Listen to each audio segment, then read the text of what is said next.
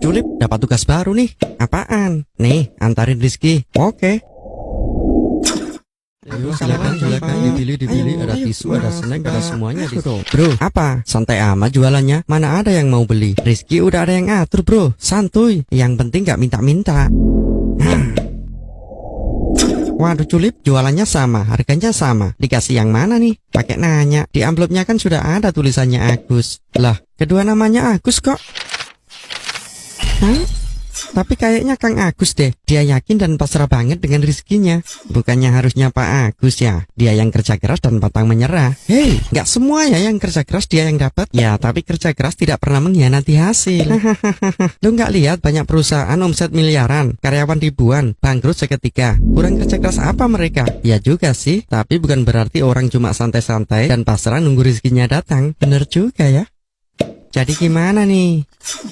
Udah daripada debat kita jatuhin aja. Toh Rizky gak bakal salah alamat juga. Mau itu yang kerja keras kek, yang santai dan pasrah kek. Kalau belum rezeki juga gak dapet. Bener juga sih, mereka semua cuma bisa berupaya dengan caranya masing-masing. Tapi tetaplah Tuhan yang nentuin.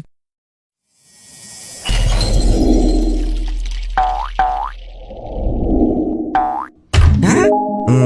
Lumayan pagi-pagi udah dapat rezeki. Ternyata benar, Rizky tidak pernah salah alamat. Dia juga namanya Agus. Jadi kenapa masih perlu kerja kalau Rizky sudah ada catanya? Bekerja adalah ibadah. Semakin baik dan kerja keras, semakin bernilai kualitas ibadahnya. Logikanya gimana? Pak Agus yang kerja keras tak kenal lelah, nilai ibadahnya cukup baik, katakan 100. Dan Kang Agus nilai ibadahnya 60 karena bekerja sambil bermain-main. Lalu Cak Agus nilai ibadahnya 30 karena dia hanya mengandalkan pemberian saja. Oh, jadi itu tujuan utama bekerja. Sekali lagi sering saya katakan, kalau Anda sedang diuji, jangan mengeluh, karena Anda pun dipercaya oleh Allah.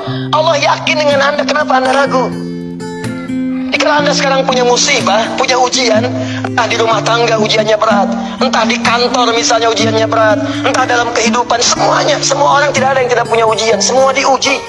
Wala nabluwannakum bisyai, kata Allah, Quran surah kedua ayat 155. Semua yang hidup punya ujian. Dan sifat ujian itu tidak akan diberikan pada yang tidak sanggup. La yukallifullahu nafsan illa wus'aha. Kalau kamu gak sanggup, saya gak akan berikan, kata Allah.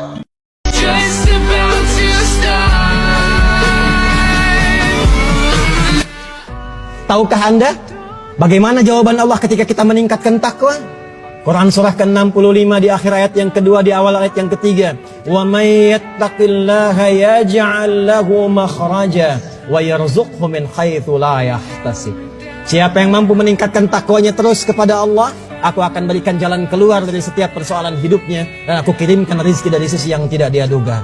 Quran surah kedua Al-Baqarah di akhir ayat 189. Wattaqullaha la'allakum tuflihun. Tingkatkan takwamu kepada Allah supaya aku jamin kebahagiaan kalian. Quran surah kelima ayat 35. Ya ayyuhalladzina amanu taqullaha wabtaghu ilaihil wasilah. Hai orang-orang beriman, tingkatkan takwamu kepada Allah dan carilah dengan takwa itu sebagai wasilah untuk mengabulkan doa-doamu itu.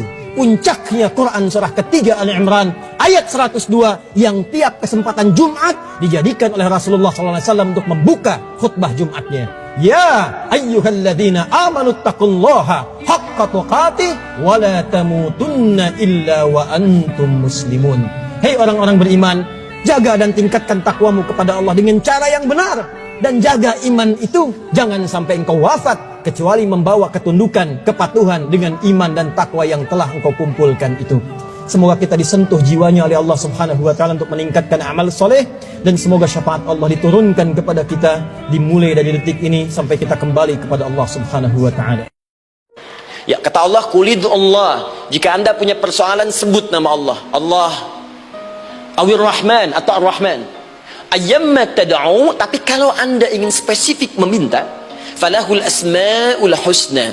Pilih nama Allah, ia punya nama-nama yang indah sesuai kebutuhan kita. Jadi kalau teman-teman misalnya minta kelancaran rezeki, sebut ya Allah ya Razzaq. Anak mau ujian, ya Allah ya Al-Alim. Di proyek misalnya ada hambatan, ada gangguan, ya Allah ya Al-Jabbar ya Al-Malik. Ingin mudah mengatasi ujian, ya Allah ya Sabar, minta. Ya, jangan semuanya disebutkan, nanti jadi beban. Ya Allahumma ya Rahman ya Malik ya Kudus ya Sabar, itu kan. Yang tadinya nggak punya masalah jadi punya masalah, gitu kan. Pilih salah satu. Nah, jika Anda ingin memohon, pada satu hal yang mustahil menurut manusia, maka minta dengan menyebut nama Allah yang memberi tanpa batas mustahil di dalamnya. Nama Allah tersebut namanya Wahhab.